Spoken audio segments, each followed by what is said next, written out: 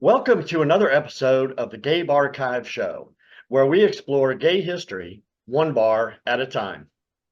My guest today is David Jaffe, who is producing a new short film called Pining about gay life in Fire Island Pines. Welcome, David. Hello. How you Thanks for doing? very good, very good. Excited to be here. And I'm excited to have you.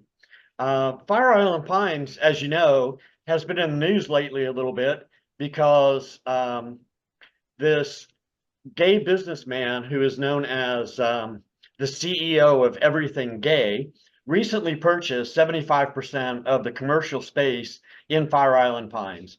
So he now owns Pavilion and he also owns the Blue Whale. And he's going to be putting the hotel back up as I believe it's going to be called the Tryst Fire Island. So there's a lot of exciting stuff happening in the Pines right now. But you personally have had some experience with the gay spaces in Fire Island Pines. And I know one of the places you mentioned was Pavilion. So let's talk about that a little bit. What was Pavilion like? Pavilion is the nightclub there. It's in the Pines itself, right when you get off the dock. Pavilions is where they throw large dance parties at night. So if you go, any time past like 11:30, the line is just going to be all the way down the dock because that's where the people walk down to. But it's always really fun because there's a couple different there you go up these stairs. There's one main floor, and then there's different side bars on the outside.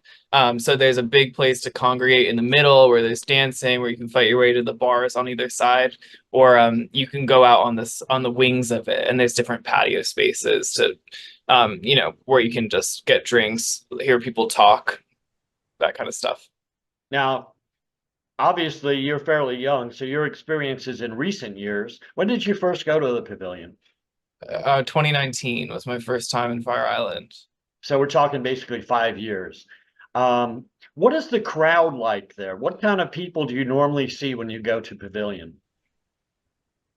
Um, I would say it's like circuity, it's like, guys, they'll bring out like shorts, pretty shirtless, sometimes harnesses. People love the freedom there. People feel like they can wear anything there. So really, like, maybe there's that outfit that you wouldn't wear on the subway to get to a bar, but here really anything goes, and people will do looks as houses. They'll put together group looks as houses because when you get out to Fire Island, um, depending on your situation, generally you're splitting the house that you stay at with a lot of other guys. So guys get really bonded to their family, to their houses. They do like group looks, that kind of stuff. So you'll see a lot of that kind of thing at the pavilion. Right. And for people who don't know, Fire Island Pines and its neighboring Cherry Grove is kind of a gay summer getaway for New Yorkers and people who like, live in the Northeast and like to go there during the summers. And what you're referring to, I think commonly by the locals is referred to as shares, right? Shares, yes, Shares. yes, And we'll hear that again when we talk about your movie because I know your movie has to do with a share situation as well. very much so. So, how would you contrast the pavilion with the blue whale? What's the blue whale like?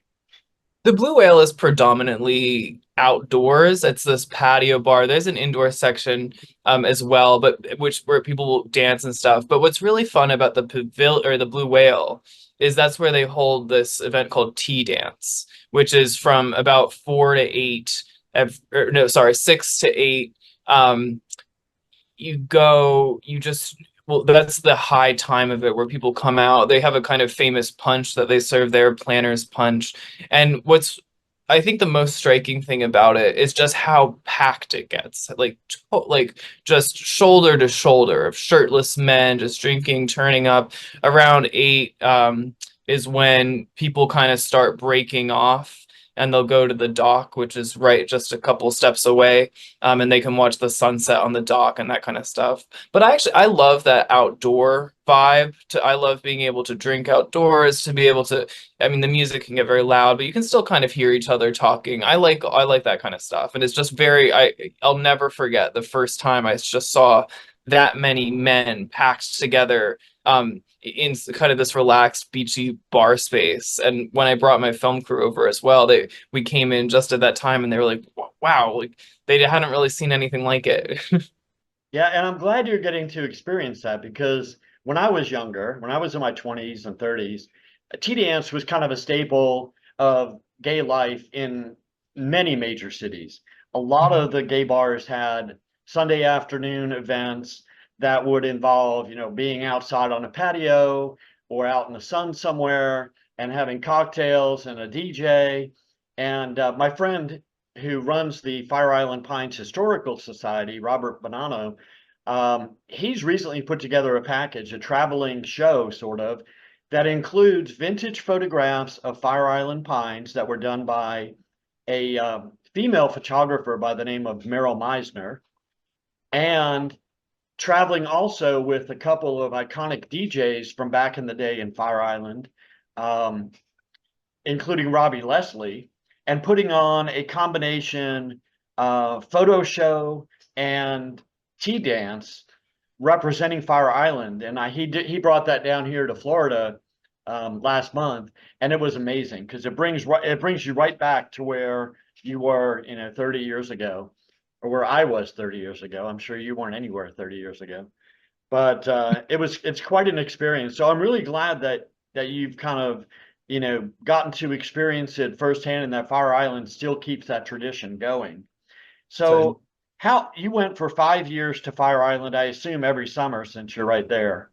well, it was 2019. That was the best, or I just remember that was the first time I went.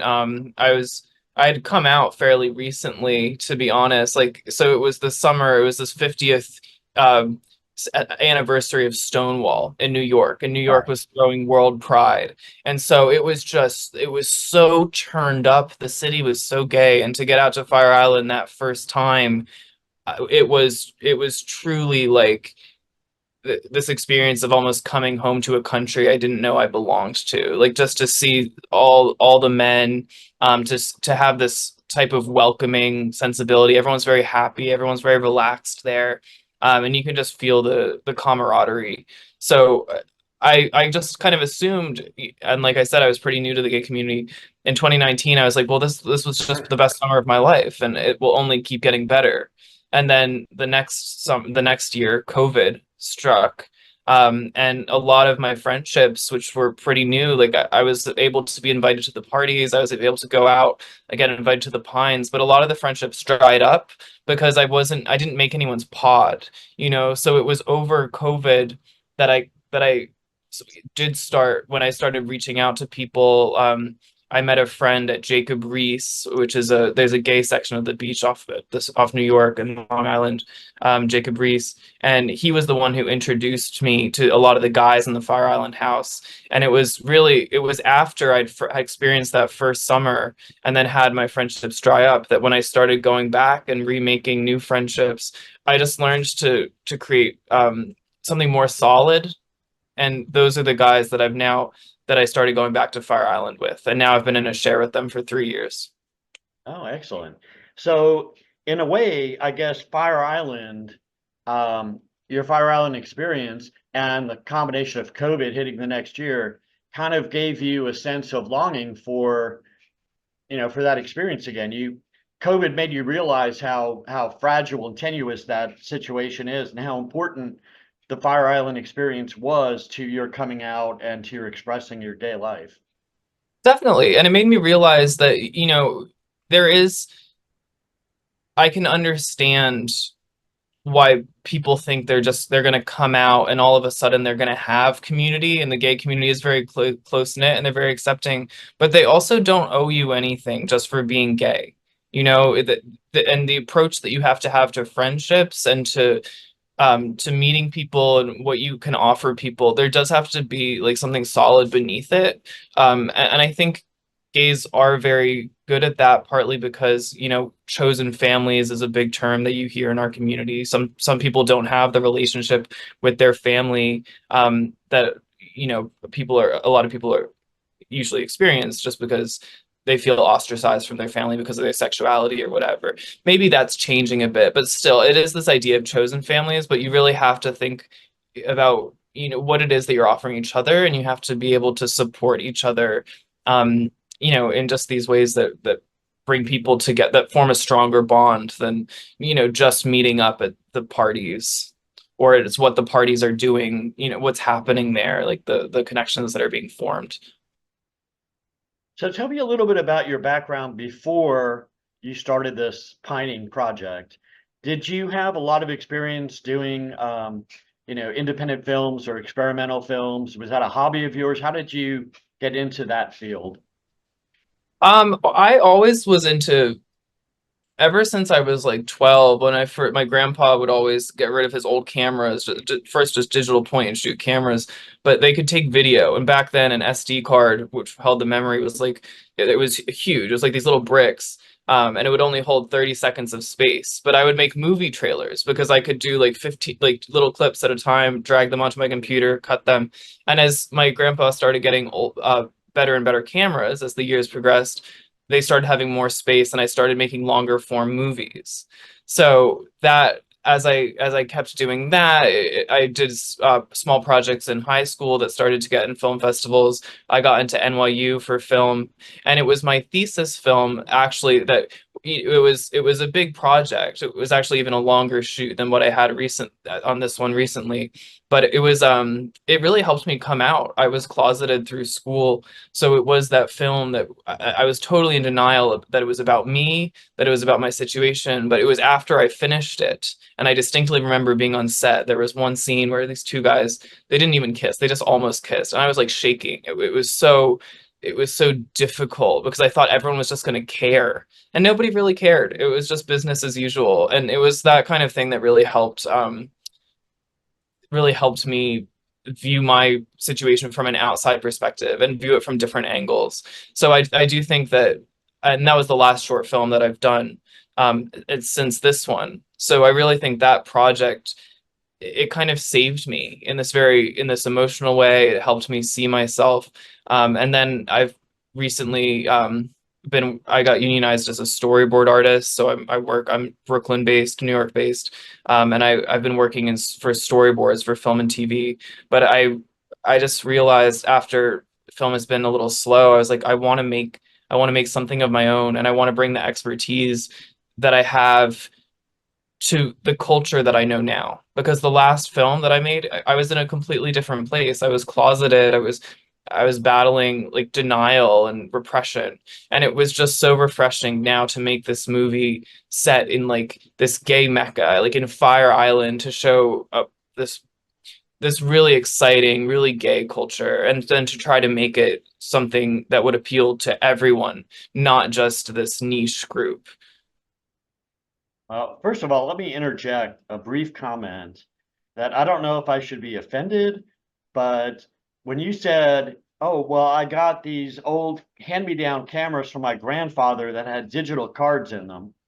Uh, when I was a kid, everything was like made, if you were lucky, 8 millimeter cameras, video Yes. cameras. Um, a lot of people didn't even have sound on them because that was an upgrade. So you'd have to, have a fancy camera to have sound. Um, so it's a kind of interesting perspective to hear that. But it's also refreshing to me because when I started this project, documenting the history of gay bars and gay safe spaces around the world, I got a lot of feedback from people saying, yeah, well, your audience is all going to be 55 and older because none of the young people care.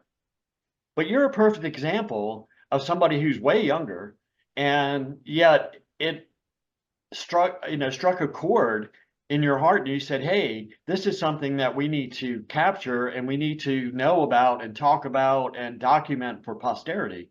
So, in a way, I'm really glad to hear that somebody who grew up in a digital camera age actually has an interest in, gay community and gay history and gay safe spaces. So thank you for that. Definitely. I am very committed to that. I think many people are. It's just, I mean, and if you do connect it with all the video that exists now, everything is very oversaturated in terms of like there's so many pictures of everything. It's like you don't necessarily, like, you can just easily miss so much. And I hope that I would like to see some voices emerge that just kind of become more definitive in terms of the art that is being made now to the stuff that's going to be remembered now. Because we have these old pictures from Cherry Grove, from Fire Island. We have like the Tom Bianchi Polaroids. Because there was less content back then, it was actually easier to be like this source that everyone could see. You know, it kind of became a defining source of what it was. Right. And I just hope that now, because it's easier for everyone to take pictures, to record things, we're not losing the sense that there is something special and that there art should be created there, and our experiences should hopefully be reflected through art, because that's really what the stuff that lasts. The Instagram, like the Facebook pictures, like whatever, it it's nice, it's good to have for you personally, but it's not really something that lasts, and it doesn't create a dialogue of where we were, the conversations that were happening, the conflicts that were happening. And that's what I'm interested in putting out there and exploring, what is already out there. Right. And another thing too is that because we're in a digital age and everything is cataloged in the internet, it's easier for a greater audience to find your things. In Tom Bianchi's day and Merrill Meisner's day, whatever, the only people that ever saw their photographs were people that were physically there or saw a traveling show. It was a limited audience. But now, literally, you could put up something and a million people could see it the first day. It's possible because the way the internet's structured. So, it's got its pluses and minuses, but I'm really glad that projects like this are ongoing. I'm seeing a number of them from different sources about different experiences, and so it's really refreshing to see this kind of thing go on. So after COVID, and you got this, bug to put on film the Fire Island experience, what happened next? How did you go about that? Well, I would say that after COVID, that was when I first got the share. So I think that would have been 2020. Let's say 2022 is the first year that I had the share, which is the house I guess I was in Fire Island in 2021. It's a little blurry, but it was really like being in the share for the first time when I was there for like a week at a time for 5 weeks over the summer. They're called quarter shares because you get a quarter of the summer, 1 week every month for 5 months. Um, it it just it let me see the island in a different way. And before, if I had gone for like a long weekend, I was very concerned with the partying of it, like going because that was when everything was going on. But I Right. think what the share introduced me to was just like these incredible experiences kind of in the off times of Fire Island, being able to swim in the water, being able to walk to, like, if you go in a while in either direction, you can either get to the sunken forest if you go past Cherry Grove, or this like abandoned resort that Marilyn Monroe used to go to in the other direction. So I enjoyed the challenge and the immersion of the nature of it. There's no roads, generally you're not really wearing anything except for a Speedo. So you're very unprotected. You're very kind of subject to the elements there. But I really liked that.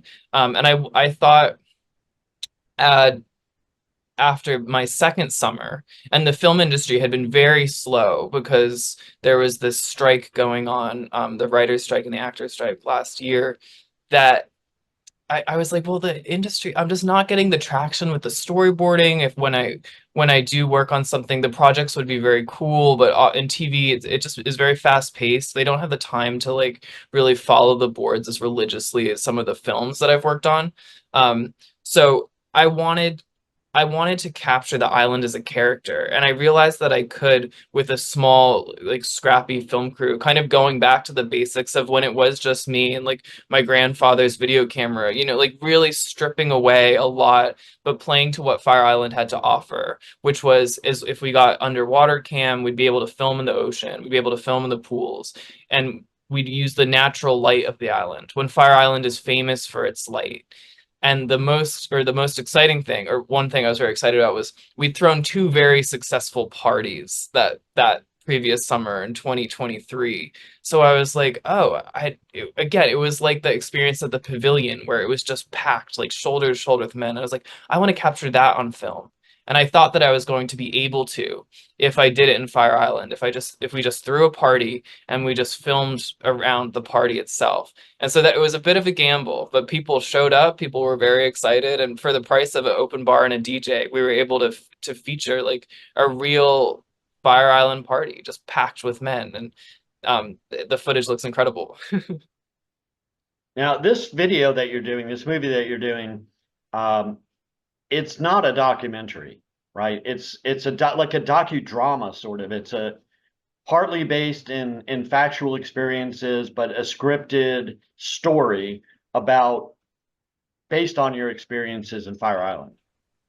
I would, yes, and I use documentary when marketing it just to kind of give the cinematographer like a sense of like, no, we cannot have lights at a party where we're serving alcohol and there's a DJ. Like I just had to temper people's expectations in terms of what kind of gear would be like physically in the party, and our place was very beautifully lit. It has like a frosted glass skylight. So I just figured it would be okay with the natural light, and it was. The only thing documentary about the film is the fact that we used like real Fire Island people in the party. And one of the local drag queens there, Bubbles the Boob, she came and she cameoed for us. So it was documentary in that sense, and like that part of it was very authentic to what those parties are. But the movie itself is like a dramedy. It's completely scripted. And it just what I just liked was that it feels very natural and that we were playing to the natural light of the island. We were getting in the water. I really wanted to make the island a character in the film, and I wanted it to feel very authentic. But the story certainly was very scripted, and I storyboarded every single shot. Like it was very premeditated in that way. So we'll just coin a new term and call it a docu-dramedy. Docu-dramedy, I love it.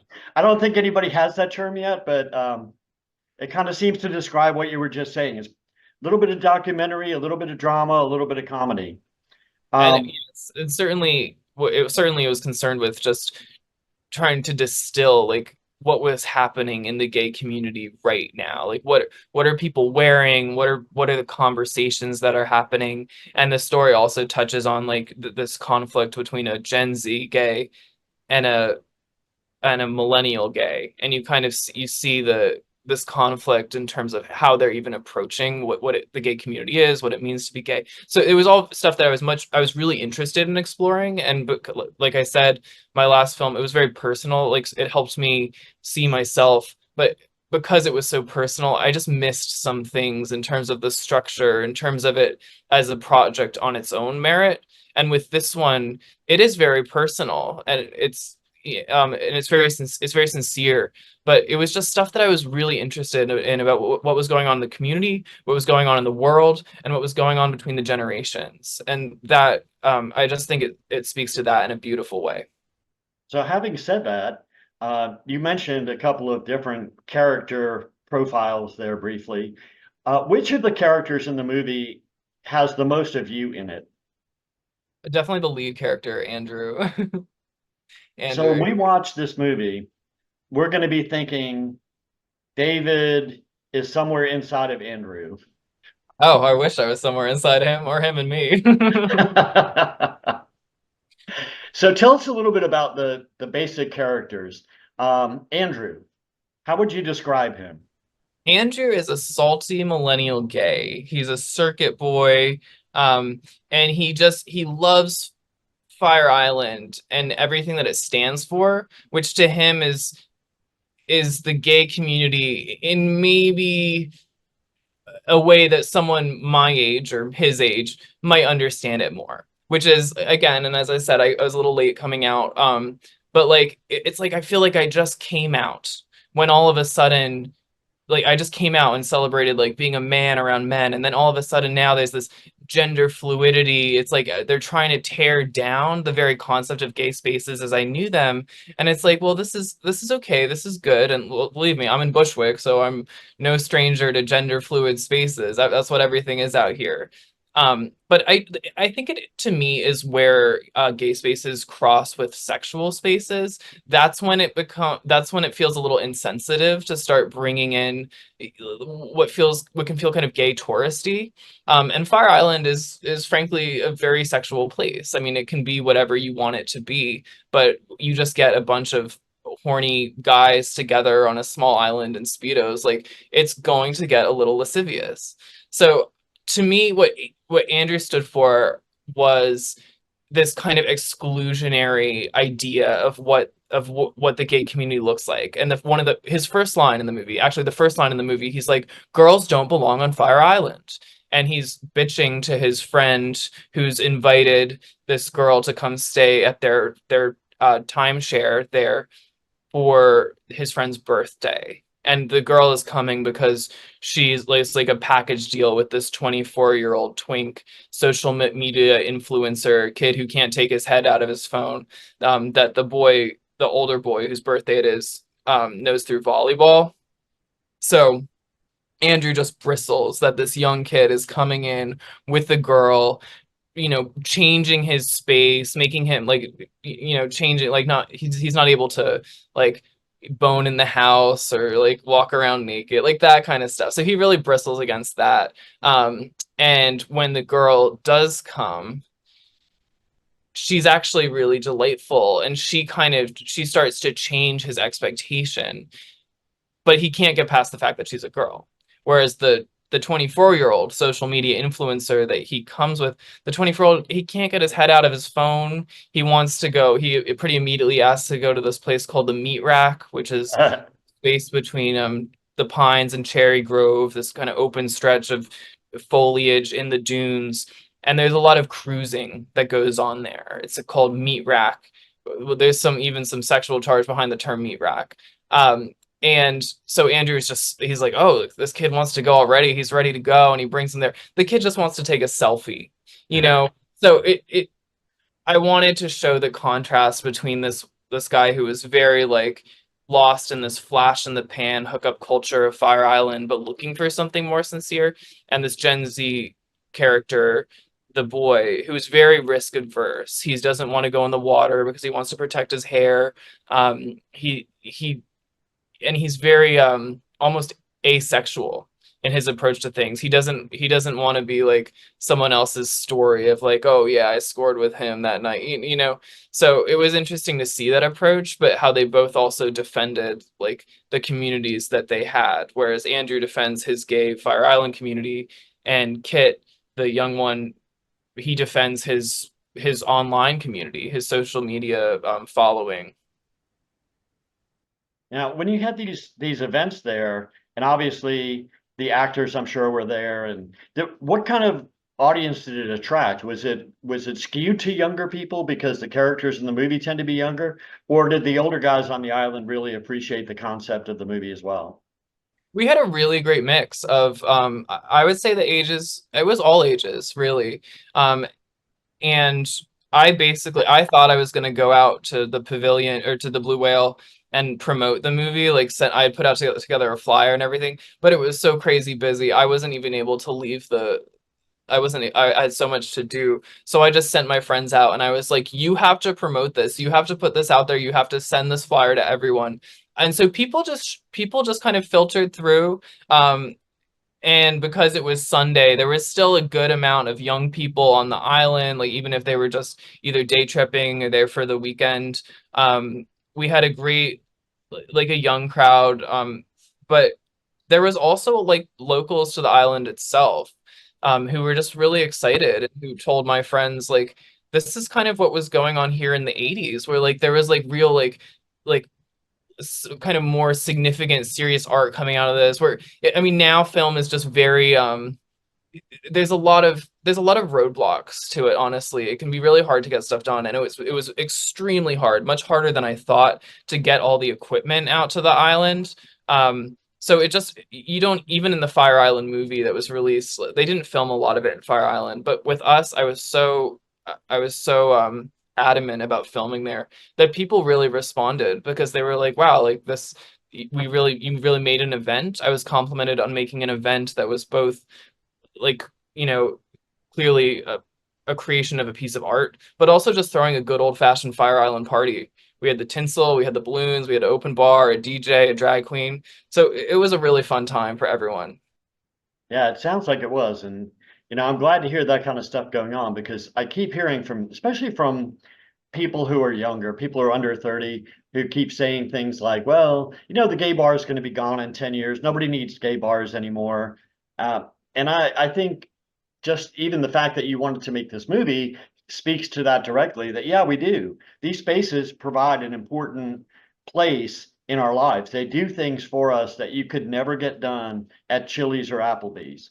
They provide a sense of community. They give you a sense of belonging. They let you, spend an amount of time, whether it's a day or a weekend or a summer, with your tribe. So to me, it's very important, and I'm really glad to see that you're doing, this kind of project. And I hope there will be more projects like this in the future, after this one gets done. But it's a big undertaking. So for somebody who wanted to do something like this and had some modicum of experience in filmmaking, which of course is a prerequisite, I wouldn't suggest the average housewife go out with a camera and try to make a docudrama dramedy um, on their own. But how long did it take you from the time you started scripting it through storyboarding and into filming? What kind of time frame are we talking about to get the movie to the point where it is now ready to be edited? I started scripting it in, I want to say, September or October. It would have been after my final week of the last of 2023's share. To be honest, it that was so less than a year. And that's a pretty short, like that's pretty fast tracked. And the only reason it was that fast tracked was, or there a couple reasons were because we renewed the share. So I knew I had access to location. So I did a lot of rewrites. I mean, that's the most important thing with short films, with any type of writing. You have to rewrite. It takes so many times before you understand your characters, before you really understand your story. And weirdly, like it can take the longest time to make the most simple realizations. Um, like because you really have to distill all this different stuff. So I would say I was writing it between September and January, and the rewrites always were continuing throughout, but it was in January or February when I decided to pull the trigger and invest in it. And that was the other reason this was able to get off the ground pretty quickly was because I had the money in my savings. It was a big factor I decided, or a big reason I decided to do this was because I post inflation, money just wasn't doing anything for like it wasn't doing for me what it was before. I wasn't able to save like I did before. I had a good amount of savings. That just wasn't really happening. And I was just seeing my savings dwindle. And I was like, you know what? I'm just gonna throw it all at the wall and give this industry and this medium everything I have and see if it sticks. So because it was funded and because there was a real urgency to film it in July, or sorry, in June, because July is when Fire Island really starts getting crazy. Like that's when summer like really has ramped up, and there was just no way, like even during the middle of the week, because we filmed Sunday so we could have the party, but then also Monday, Tuesday, Wednesday, more middle of the Okay. week. Even then, it's still pretty turned up in like July, August, and our last week in the house is in Labor Day weekend, so that's a big like it's this big last hurrah of summer. So there was the only time to really film it in that house was in July. And that was the urgency. You mean in June? In June, yes. I have no I'm, sense of days anymore. I'm sure the months all run together. It has been the hardest I've ever worked in my life. And I've worked very, very hard. But just the level, especially when you start like a month or two out, as like the crew was coming on, and there was just you just there was I was so prepared. I mean, I had the whole thing storyboarded by like February, and that went through revisions too. But I was so prepared, and no matter how prepared you are, there's still so much that has to get done, and then crew will drop, and you got to replace crew. So it was very stressful. It's still going to take many weeks for me to just kind of even catch up on the sleep that I lost, but I have felt a sense of purpose and excitement in a way that I hadn't felt in a really long time, because it was my project and because I had so much on the line. And it made me see the gay community differently. It made me see what I was bringing to the community and the way that I was treating people differently. Because like I say, the main character is the most like me, but there was elements of me in everyone, and it was like this little debate going on inside myself, like how much should I give myself away, how much should I be an Andrew, how much should I be a Kit, how much should I even be a Sophie. Like it was really interesting the way it just opened up my perspective. Yeah, I know it's a huge undertaking. I've spoken with people before who have made films, and some of them have taken years to get done. It's not just compact in a half a year or so of scripting and filming, but sometimes it takes years to get these projects done. And I know yours is a short, so that makes it a little bit quicker than if it were a feature length film that was 2 hours long. That would be a lot more filming, a lot more scripting. But it's nice to see that there's somebody out there capturing some of this energy and being able to document what the Fire Island experience is like for all the people who have never gone. And I have to commend you for that, because that is something that we desperately need out there. We need more people like you doing this with their gay communities, going out there and documenting the stories of the bars and the places that have built the community and that have drawn the crowds that it continues to do 50 years later. I mean, not something that happened last week or 10 years ago. This has been going on for 50 or 60 years in the current format, where there have been large numbers of mostly gay men, but more recently a little bit more of a mixed crowd. So it definitely deserves to be documented, and I'm really glad. Now, yesterday, or was it the day before, I got your trailer. So you have the trailer out. That's another big stepping stone. That's another big accomplishment, because it's hard to promote the movie or even the idea of the movie to anybody without them being able to see a slice of it. You want to take a dip? No. I hate water. Beaches have gone anyways. Look, dinosaur! Girls don't belong on Fire Island, bro. I'm Kit. I'm a Pines virgin, but I went down a TikTok rabbit hole. It's totally lit. This 24-year-old twink's gonna melt even your cranky ass. Do you know Meat Hook? I want to scope it out so bad. We wreck already. Well, my ass won't melt. This twink is robbing us and he doesn't even know it.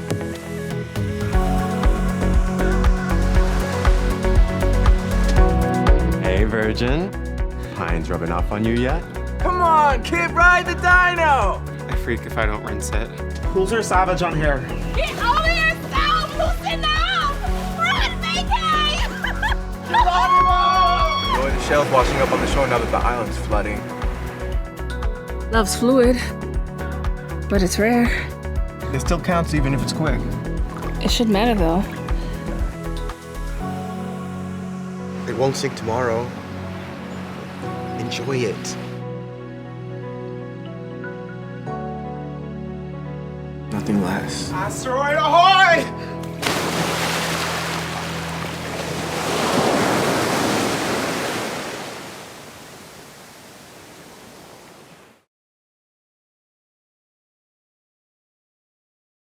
So were you really pleased with the way the trailer came out? Do you smile when you look at it and go, wow, I did this. This is cool. Oh, I went through when it first finished it. I couldn't stop watching it. I just sat, it's like a 90-second trailer. I sat in front of my computer for an hour just replaying it over and over, because it almost, again, I've been so underslept.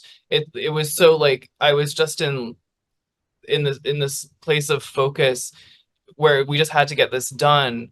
And it was really only when I saw the trailer, when I started seeing it through the eyes of how other people were going to see what it was without everything that I had brought to it before.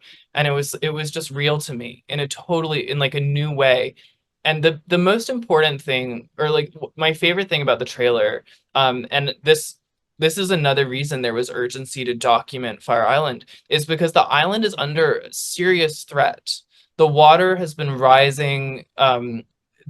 It's like wiping away houses on the dock. When you see, when you go there now, like some of the docks have been half washed away. So, and that was happening last summer as well, and it got really bad over the winter. So it when we got back to it to film in June, it looked just much even more like visual than I had expected it to. But what the trailer does, if you see it, when you see it, it starts out showing, like teasing the fact that the water's rising, that the ocean is coming up, and it connects it to this character who feels like his community is slipping away from him. And I think that was the biggest challenge of the script, was to make something like showing this environmental threat, but that wasn't just about the environment, because that can feel a little preachy or just a little uninteresting, even though it is very important to be aware of it. The connection was that the character felt like his community was slipping from beneath his feet, as his gay utopia was literally slipping from beneath his feet. And the other element in the trailer is just, I think it touches on how flash in the pan gay hookup culture can be, and that when you see like the boy, like the millennial and the Gen Z are together, like it's so obvious that they're gonna hook up. Like I put it their kiss in the trailer because it was just so obvious, and that's what people want to see. But I think the idea is that like the relationships themselves, like gay love, like that doesn't always last. And this character just feels like everything is slipping away from him, his community, his island, and any love that comes his way slips away very quickly as well. And I think that was all really captured in the trailer, under the guise of just beautiful men in people in bathing suits, and like the costumes. I costume designed the thing, so that the kid has this ridiculous panda shirt. Like you can see, I sewed the pandas on the shirt myself. You see this like using the props of stuff that's just very just familiar if you're in Fire Island. Like these gay pool parties, everybody has a float, like the unicorn floats were going around for a while, then there was the Barbie floats, but this dinosaur float, that's a big key prop in the project, as well as like the pandas on the shirt, the high water sign on the beach. It all just kind of hints at this idea of extinction, and feeling like this character's world is ending. And to me, that was what made this project much more universal, because I think everyone feels like the world as they know it is changing so quickly, like they're losing their grasp on it. And I really hope that's what makes this a hit, not just in the gay community, but more large, because it's dealing with this idea of pride and grievance and community, and the character who's so proud that he's not able to see some of the flaws in his community, or some of the ways that he's approaching it, and he's defending something when he doesn't really understand, I think, exactly what it is that he's defending. Well, I certainly hope that this film is a huge success. When should people, we've been talking about it for 40 minutes. When should people expect to be able to see it? When do you think it'll actually be out, maybe at a film festival or somewhere where somebody might be able to run across it? I'm gonna say the spring of 2025 is when it will start its festival play. Now, I was very impressed that I was able to get the trailer out so quickly, but the thing is, it's gonna take much longer to make the movie Right. itself. Like I have to finish editing it, and then there's sound mixing that needs to happen. There's score. Music is going to be a big part of this movie, as music is just in the gay community. It's a big part of our lives. and then it has to get color corrected as well, which is just when a colorist kind of evens out the look. Yeah. So, and then once all that's done, hopefully by December, then I have to actually submit to the film festivals, and it takes a while then to screen. But my goal was always to get it out by next summer. And the reality is, like I said, with the rising water, like some of the locations that we filmed may look completely different, may not even be there by next summer.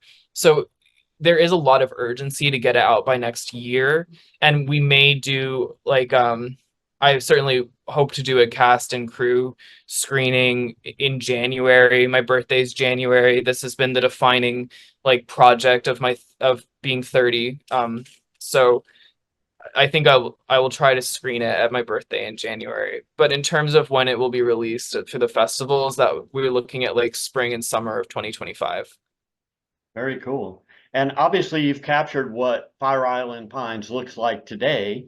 I mean, you just filmed this last month. We're not talking about ages ago.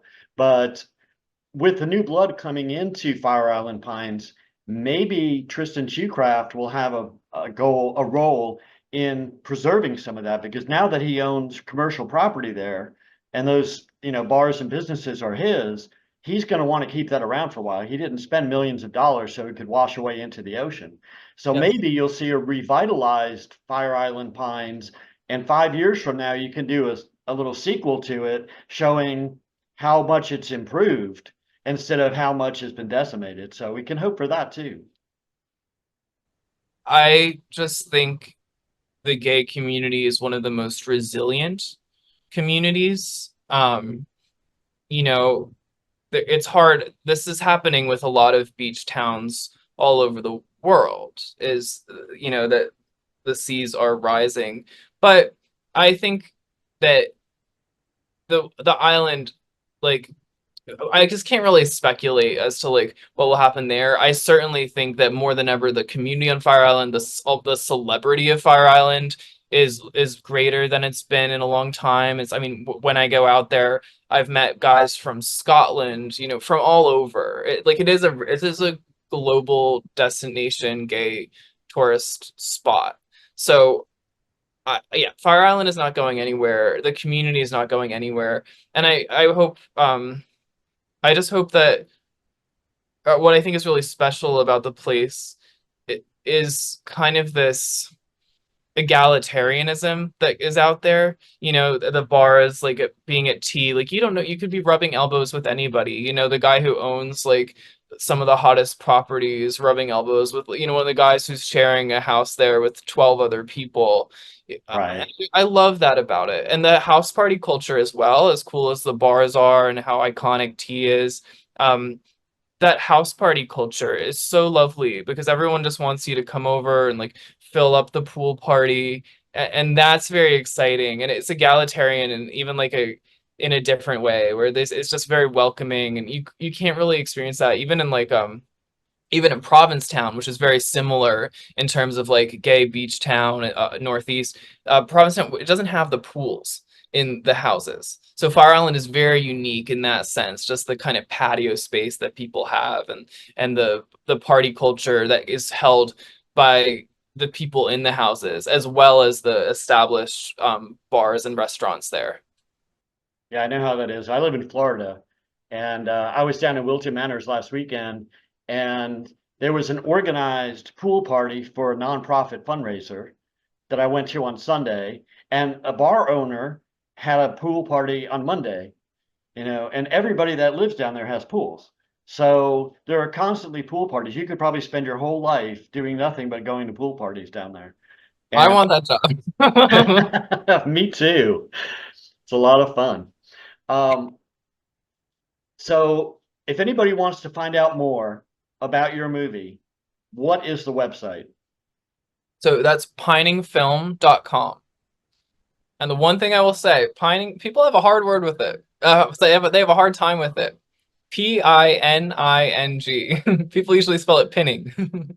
Yeah, I mentioned that to you when we talked previously about the name of the movie. And, especially for older people who use the word pine to mean, to Longing. have a longing for something. Yeah. younger people don't seem to do that very much. That's not a common word in, millennial conversations. But I thought it was really brilliant the way you combined that, longing for the experience there with the name of the place, which is the Pines. And pining could easily be a verb that means what you do when you're at the Pines. Yeah, it's very like slangy too. The way people will say like hashtag adulting. Like Yeah. it's kind of a millennial, it's kind of a young thing to do like adulting. And I was like pining.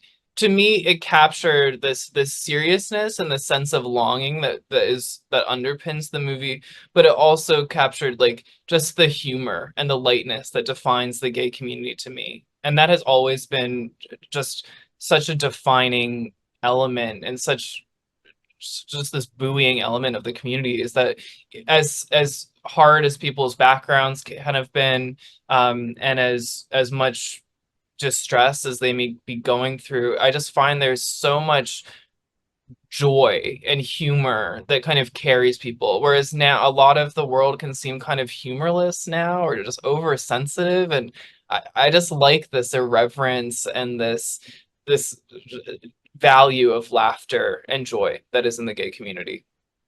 Well, I'm really looking forward to seeing it because, in addition to having seen the trailer, of course, just speaking with you and experiencing, your energy, I know it's going to be a lot of fun. It's going to be a great movie to watch. I'm going to really thoroughly enjoy it, and I'm going to be telling all my friends about it. So I'm looking forward to that moment. But in the meantime, we'll just have to share the teasers and the trailers and let people kind of get ready for it and think about watching it. So thank you so much for doing this, David. It's incredible. Oh, it was lovely to talk about you. Talk to you. I've been talking about this movie nonstop for like the last 8 months, so it's nice to have it recorded, and maybe I can just give my lips a rest for a while.